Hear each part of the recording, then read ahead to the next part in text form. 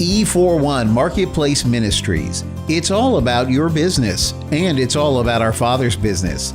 It's ministry outside the box.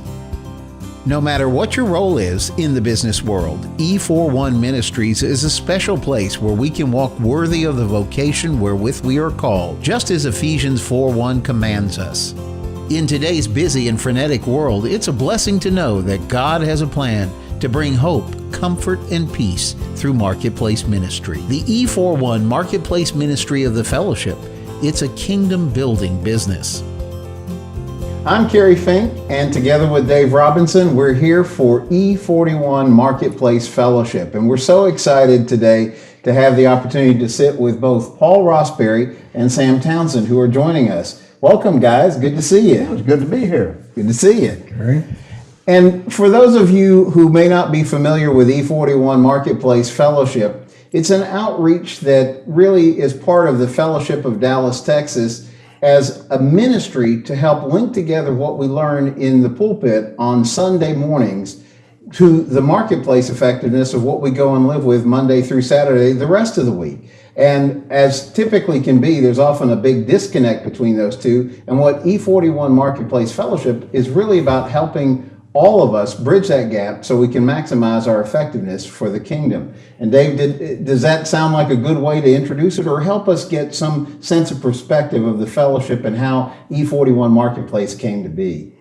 For 50 years, the fellowship operated primarily as an organization just for church leaders, but because it was designed not to be an ecclesiastical organization, but a pure fellowship, then several years ago, we started talking about how we can incorporate non-ordained marketplace leaders as part of the fellowship.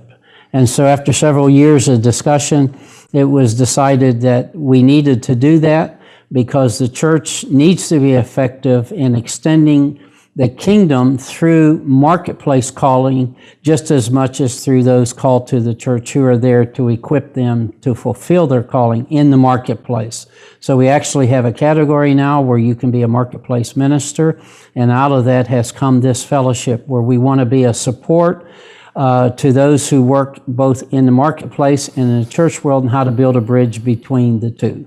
And this is really actually about, amplifying the effectiveness, meaning that when we talk about having a pastor who's, maybe it's a pastor and the church staff and they have their job and their calling, and then they're preaching and doing what they can to build the church on Sunday, and they're preaching to a congregation who then goes back Monday through Saturday into the workplace.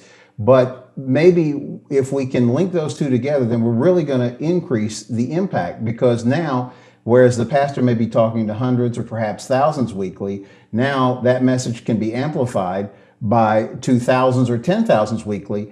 But one of the complicated things that happens to us in our politically correct world is we go out into marketplace where we can't always, in a politically correct world, necessarily have the right opportunity to bring that message to its fullest potential. So one of the things that we do as E41 Marketplace Fellowship is to create this opportunity for people to come together and work on just that level to really focus in and share how we do things in the marketplace and to make that more effective. So our guest today is Paul Rosbury and Sam Townsend, who both have significant experience both in ministry and in the marketplace, and I think it's going to be a fascinating discussion. Paul, I'm going to start with you just to have you give us your basic background and the work that you're doing here in the Florida community. Well, I've been in the ministry, full-time ministry, a little over 30 years. I was ordained 25 years ago. And I've always worked outside the four walls of the church. Matter of fact, a lot of times they wouldn't even let me in. But what I found significant in the community, I've worked in the business community at the same time, so I've been bivocational as we go along. And a lot of times people reject in the business community a person who has a spiritual life or a Christian life. So it's a challenge for them to overcome. Because they want to keep this separation. So when we look at the barriers that are in the business community, there's significant issues.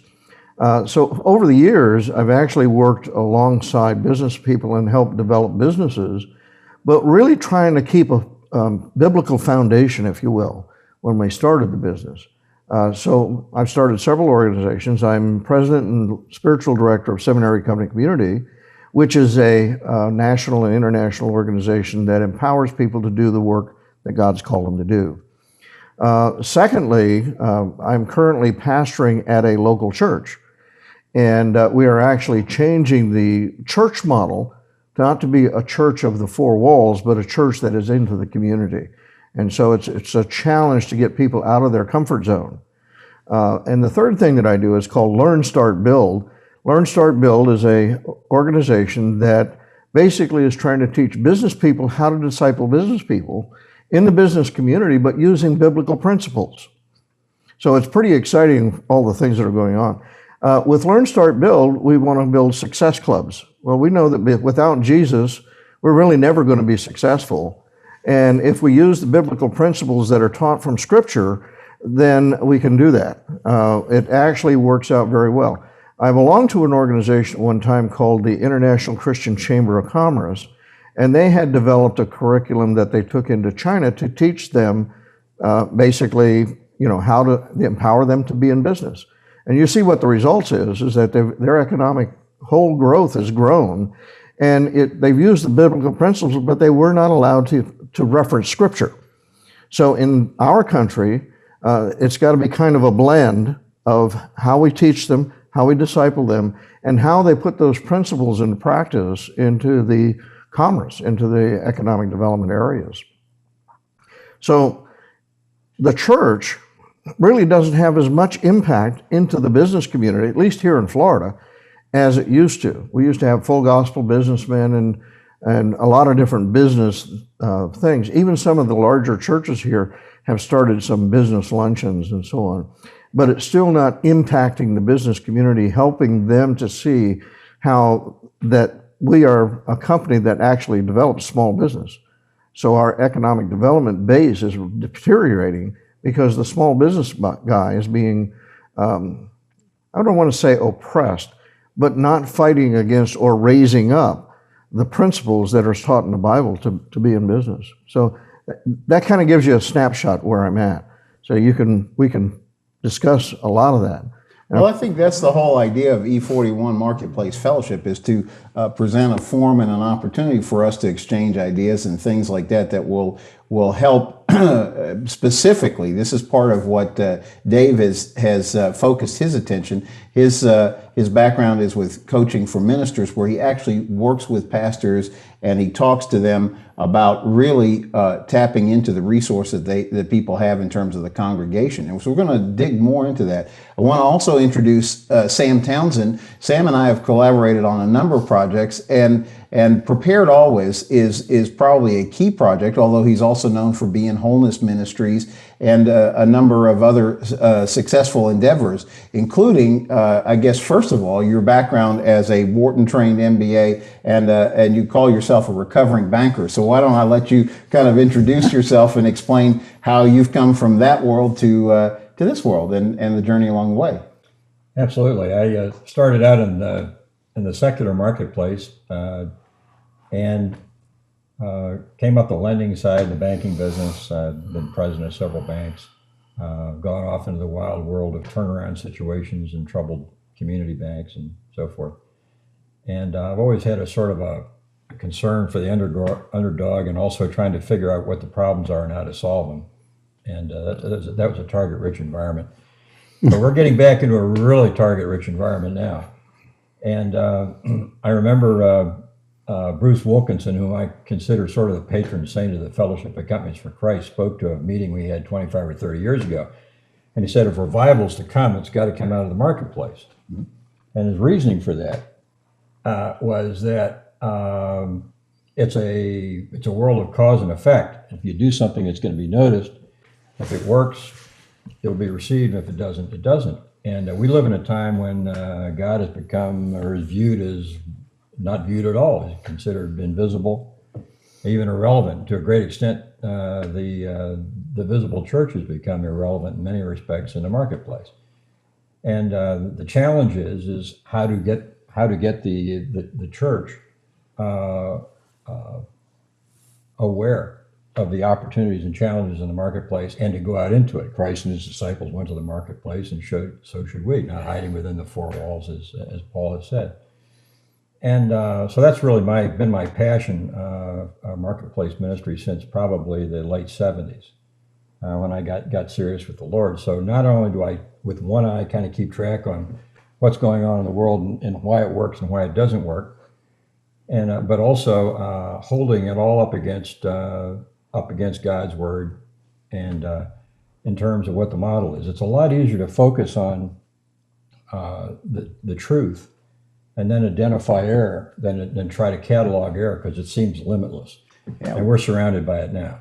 One of the things, prepared always means abundant living in harm's way. It's something we're used to doing every single day. We are living in a time that is complicated, and particularly one of the things that I think is a salient point, and I think this is where I want to bring you in to get your perspective on this, is a thing that Sam has often said is that all life is lived locally. You know, we hear about all these different threats or different things that are impacting us, but yet at the real end of the day, we're really working with the people next to us and getting to know our neighbors. And so even when we're talking about how this works into the marketplace, this even basically just justifies the whole discussion even further, I think. So Dave, as you travel the world and you're talking to different business leaders and church leaders, how can we best, that's the whole point is, but how can we best start to make those kind of inroads? There are three entities that control every local community, every region, every state, and every nation. And that is the business community that pays for everything. Governments don't make money, churches don't make money, colleges, universities don't make money. God has gifted people, according to Genesis 8. He's gifted some to create wealth and to get wealth. The other ones are the government that passes the laws and regulations that control the society. And then the educational institutions, especially at the university level, that determine the values and philosophies of every generation. So the government leaders and the business leaders who are in power now, most of them have been taught by educational leaders with a very secular humanistic philosophy for the last 2 generations at least. The secular humanist doctrinal statement was written in 1933 called this Humanist Manifesto.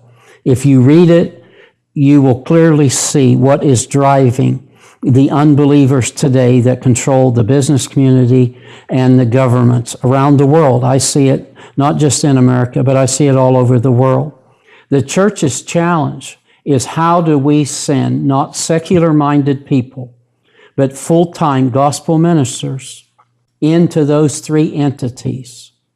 You have to infiltrate and bring real value to the marketplace, which gives you then a platform, and then allow God's favor to elevate you till you get to the place of influence. The E41, and I think we forgot to mention that, actually comes from Ephesians 4:1, which says, walk worthy in the vocation wherein you are called. Every Christian has that calling.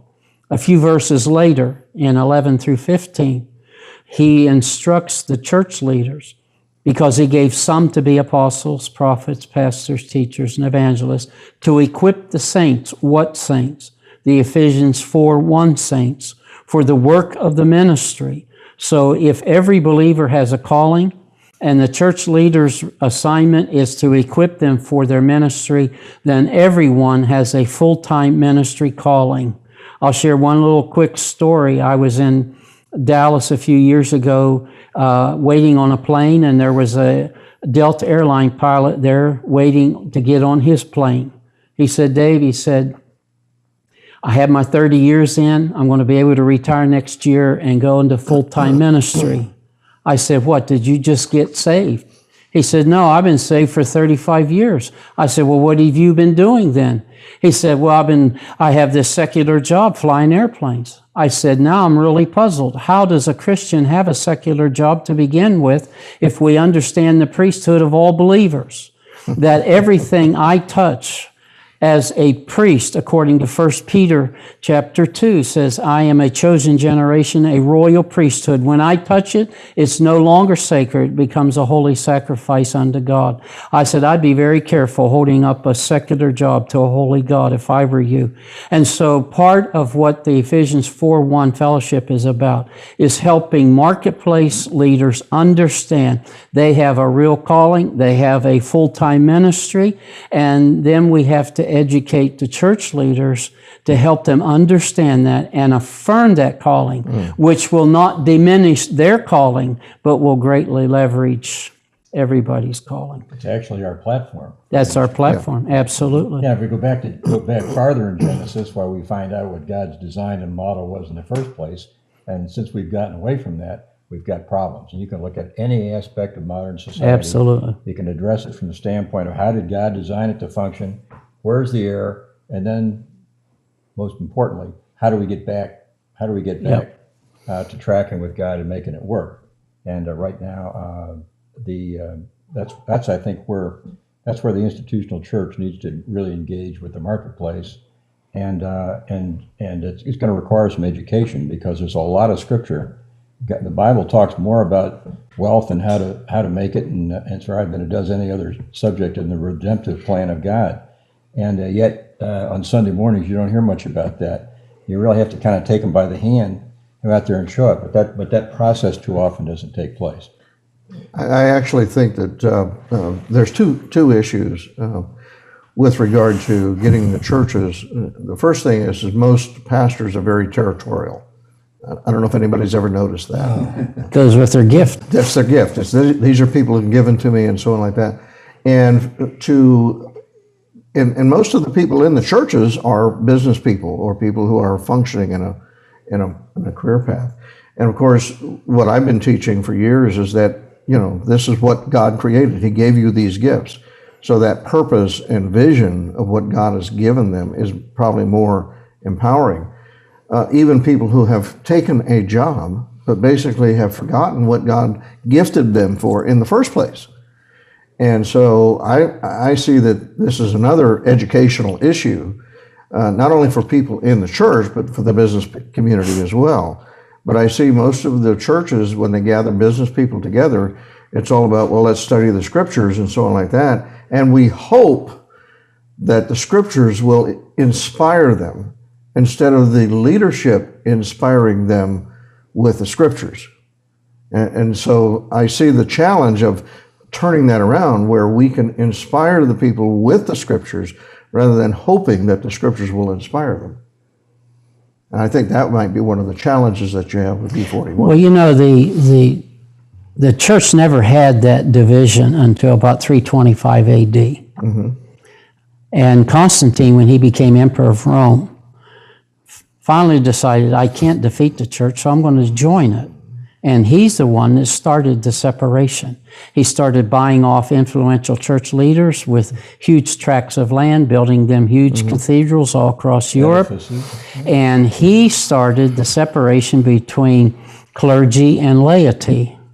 And it's been all downhill since then. And so when the two managing gifts of the 5 gifts in Ephesians 4 got in power, then the pastor-teacher, the managers, they had to relieve the pressure that the gifts of the apostolic and prophetic bring to create the healthy tension between the two sets of gifts. And so the managers decided to dispensationalize the apostolic and prophetic through their gift of teaching. And so that was the way those two gifts were eliminated. Mm-hmm. And now here we are 1,700 years later, we're losing in the marketplace. And unless we get those back in the place of leadership, it's not going to happen, as you said. Well, of course, the empires are collapsing now simply through economics, but actually they're economic solutions to the church being more effectively involved in the marketplace, and they still have a perceived spiritual authority, which can be useful in mentoring and developing. I noticed that a little byline on your book is at the 11th hour, and Sam and I had some discussions with that regard. The 11th hour of the church. A lot of people feel that the church is becoming irrelevant. and even government is now taking over and controlling things. And I always throw this supposition out. Suppose we didn't have any money. You know, the dollar was gone away, the yen, all of the different monies. Well, we would develop something else as money, but it would come up with a different foundation. And if we, as the church, the active church that's here today, can influence the generations that are basically unchurched.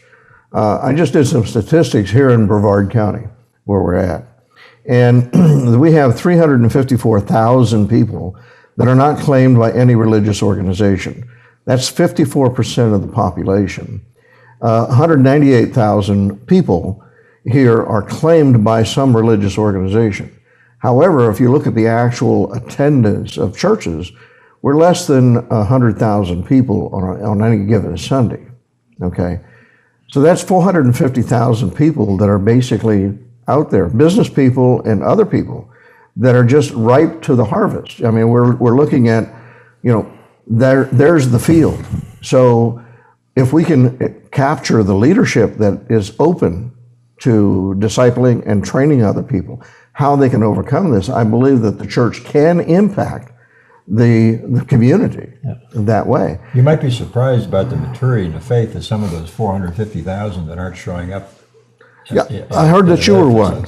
No. I try to work both sides of the street. One of the things that I thought was hilarious was Paul was telling me the story the other day. He walked up to somebody in McDonald's and asked them which church they belonged to, and you have to carry the rest of the story out. Well, actually, I was in McDonald's having a coffee with a friend, and these four guys come in, kind of friendly.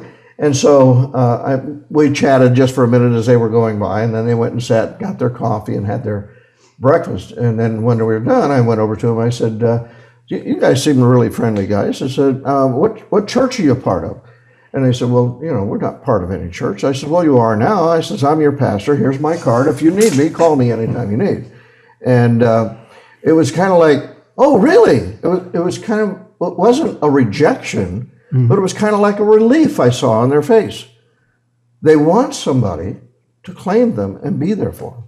And so I think this is part of the issue, is we've got to train pastors and spiritual leaders, and not just, you know, and the people who are outside the four walls of the church that probably have the background and the education.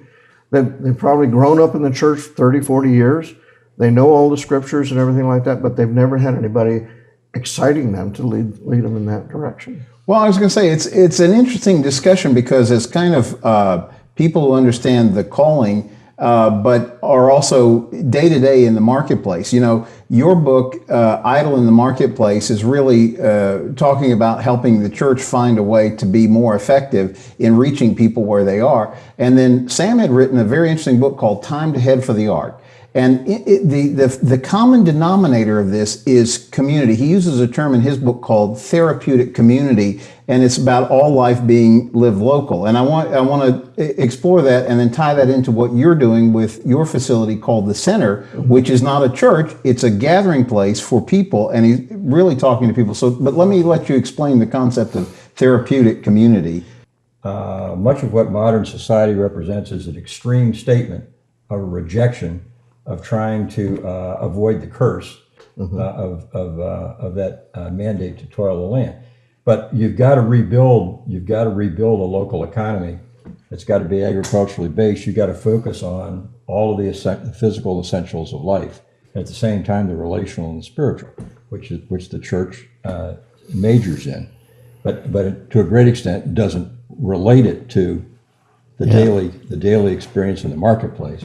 In particular, Seminary Covenant Community has a lot of very interesting ministries associated that are really touching people in the marketplace. I'm thinking about the flying ministry. You have there's so many of them. Yeah, we have a variety of ministries. It's not specifically geared toward any particular area, because as I said in the beginning, it's called to empower people what God's created them to be. So not everybody's created the same, so therefore all things aren't the same. The center is an old Baptist church, and it had an education building. It hadn't been used for like 6 years, basically roof leaked and so on. And so we were able to acquire it economically, and we started fixing it up. The idea was that this would be a center where any ministry or any organization that needed a place, small or large, could come and use the facility to help promote and build their ministry.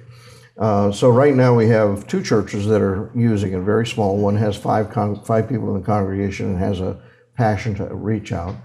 And we have some educational programs going on there now, and we're looking at actually creating a Bible university, and we're setting that up.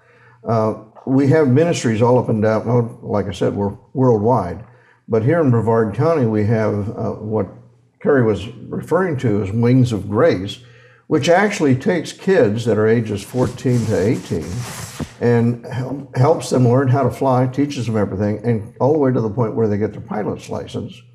And what they've done is they've actually went out and bought depressed property, and using the depressed property, the income from the rentals funds the flight school. And so this is part of what I refer to as social enterprise, where you're actually taking a business model in a nonprofit capacity and fulfilling a social need. And so they have like 20 students a year that go through this flight school and end up with their pilot's license. And so we're also working with several other organizations.